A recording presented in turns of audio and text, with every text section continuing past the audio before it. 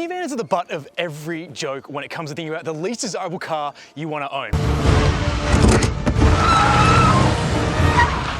But a lot's changed in the 26 years since the Kia Carnival went on sale. See, SUVs have taken over the world, and they can carry a lot of people, but not a lot of things with them as well. And see, when you lift a vehicle off the ground, they need to take up more space. So as minivans die out and SUVs take over, to Charles Darwin's delight, it's been a survival of the fittest. And the minivan that's come out on top is not a Lexus, it's not a Toyota, it's a Kia. It's so popular that this Kia has an 81% market share here in Australia for minivans. And with market share like that, if this thing was a tech company, it would be called into court being accused of being a monopoly. Kia hasn't got complacent, and that's why I'm here, because they've just refreshed the Carnival, daring anyone to take its market-leading crown. You're looking at the most luxurious Kia Carnival you can buy, so it's priced from over $72,000 here in Australia, but it's not the most expensive Kia Carnival you're gonna buy, because this is the diesel. There is a hybrid variant coming out, and that's gonna be even more expensive than this. But let's talk about what's changed. Up front, you're gonna be able to brag to your Kia Carnival mates that you've got the new one, because there is a very distinct change to the lighting design up front. So you've got new LED lights and headlamps, and there's also redesigned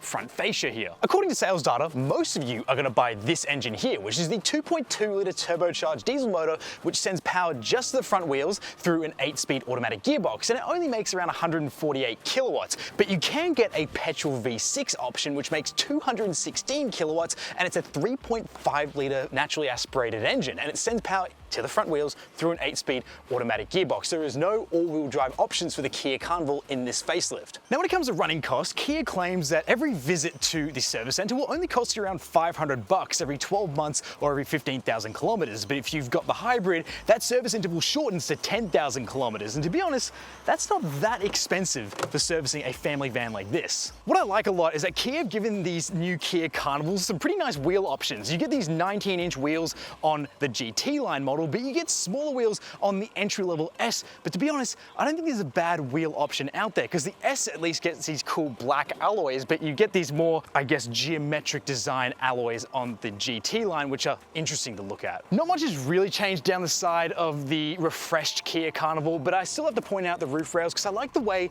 that they have a small overhang at the back, and again reminding you that you can put stuff on the roof to make this even more practical. Now, the wing mirrors, of course, have cameras in them, because this has surround view cameras, and what I do like about this particular trim of the Kia Carnival is that you do get automatic side doors. But something I wanted to note is that these automatic doors soft close, which is something that's pretty rare to see for a car that costs under $100,000. Now, again, not much has changed towards the back except something very obvious, which are these new tail lights, which I really like the look of and really update the look of the Kia Carnival. So if you're worried about your Kia Carnival looking a little bit dated, at least this one fixes those issues. On this top trim Kia Carnival, you get a power tailgate, which makes life a little easier if you have your hands full. Jumping into the back, this is what makes minivans great. You have 627 litres of boot space back here, which is way more than some big SUVs, and you can carry 8 people while you use this space. But if you can't afford rent for a studio apartment, you have that same amount of space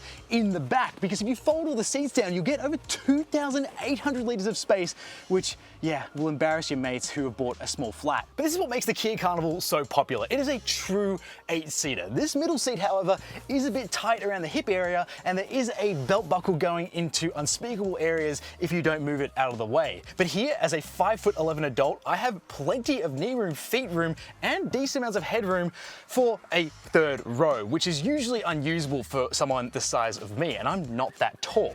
So we don't suffocate back here. Kia have given us some air vents, and this GT line model gets these nice LED lights, and we even have a tiny little window shade back here, so you don't feel like you're missing out when you're in the third row. Additionally, you do have illuminated USB-C ports here in the back for both passengers, but you're not getting any nice soft touch materials on the doors. It's all very scratchy plastic, but that's a good thing, because when these seats aren't in use, this is pretty much the boot. And this middle seat folds down to reveal a tray table, which the second row can use, or the third row can use as a footrest, or for a cup holder, or even there's some slots in here now to store store your phone upright while it's charging, also you don't lose it. Second row comfort is actually ridiculous. I have so much space back here, and that's the benefit of having a minivan. I have lots of legroom, decent amounts of headroom, and I can even recline these seats even more if I want to. You can't get the captain chairs options like you can in the States, and that's because basically Kia thought it's not really worth it when you can just take out this middle seat and create two captain's chairs, because we have little armrests here anyway, so you're going to be comfortable without having to spend more money. But even a 5-year-old can pull this tab here and reveal that little center table that you have for additional cup holders and just a little storage area. Now you also do get some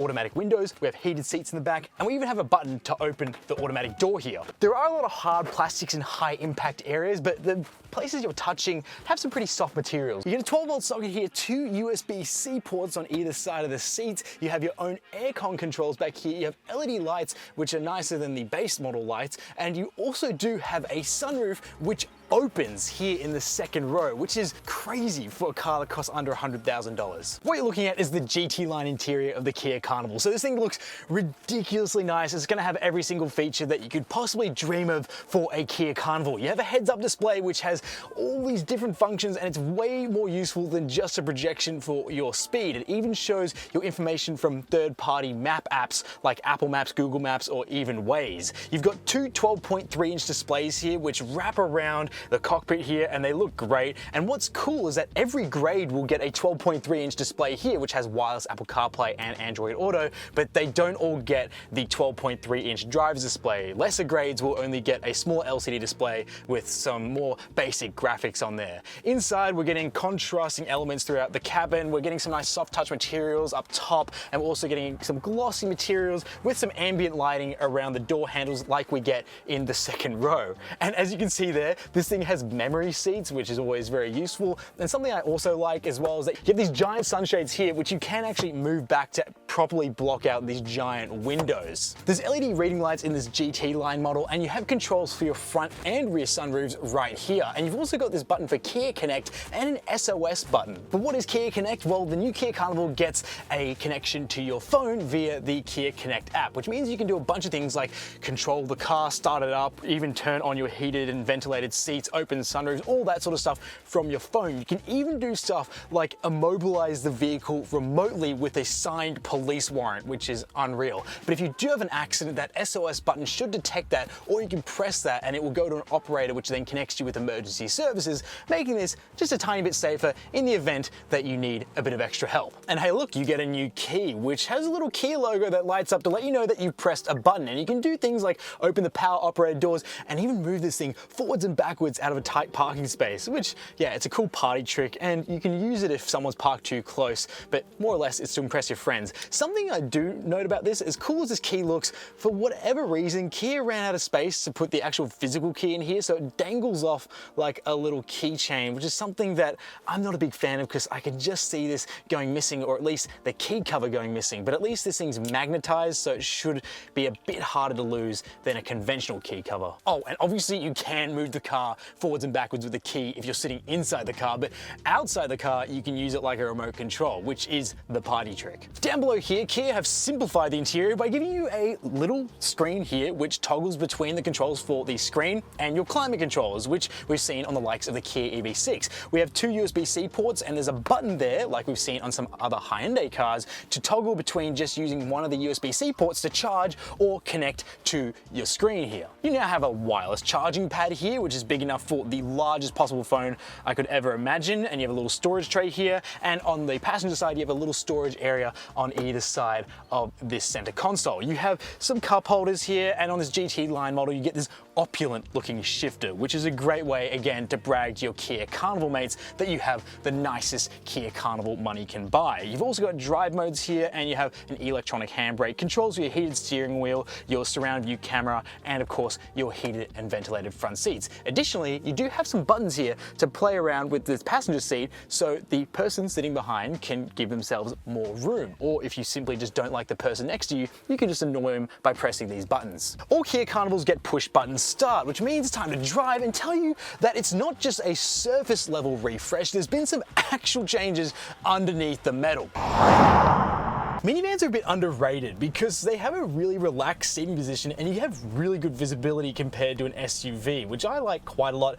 And it's going to be good for you, especially if you're piloting around a bunch of screaming kids. What was interesting is that the pre-facelift version of the Kia Carnival was admittedly given a bit of a compromised suspension and steering tune because of some world events that were happening when that car launched. But now we have a revised steering map and we have some new suspension components, like some frequency dependent valves on the dampers, which is a bit of a mouthful, but what that means to you is that this thing should handle more like an SUV and it should feel smaller than the giant van it actually is. And that means piloting this thing around the suburbs is actually really easy. So for some people, they might not want to pick a minivan or a GUV, as Kia calls them, because they're a little bit worried that it's going to be too big, it's going to be too massive. But with the surround view cameras on some models like this one, and the fact you've got great visibility thanks to this low belt line around the windows, and the fact this thing handles a lot better and is just a lot easier to pilot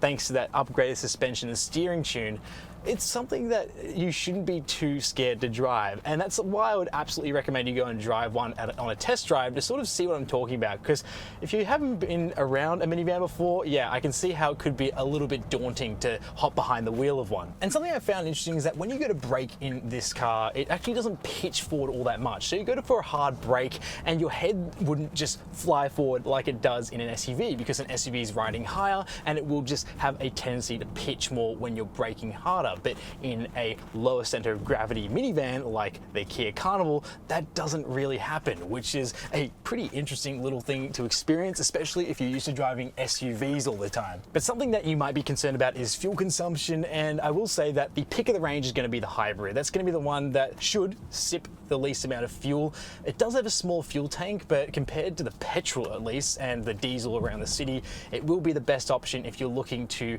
have the space and practicality of a minivan but don't want to spend all that money on fuel. Now, this thing is popular, there's no arguing that. As a van, it does a lot of things really well. It carries people and luggage really efficiently. And also with this update, it rides better. And all that new tech, obviously, it's nicer to live with. So it's hard to argue with the fact that this is the most popular van and there's still very good reasons for it. And back when I reviewed this before the facelift, I said it was one of the best vans in class for the money. Since then, something like the Hyundai Staria has popped up, but even then, that thing is huge. So for something that's a bit more compact and still as practical as this, I still think the Kia Carnival deserves to be called market leader. But don't believe me that this is a good minivan? Well, you can go to productreview.com.au and there you're going to be able to read reviews from owners who've actually bought and lived with the Kia Carnival, and you can make up your mind there. Thank you so much for watching. My name's Cameron. I'll see you in the next one.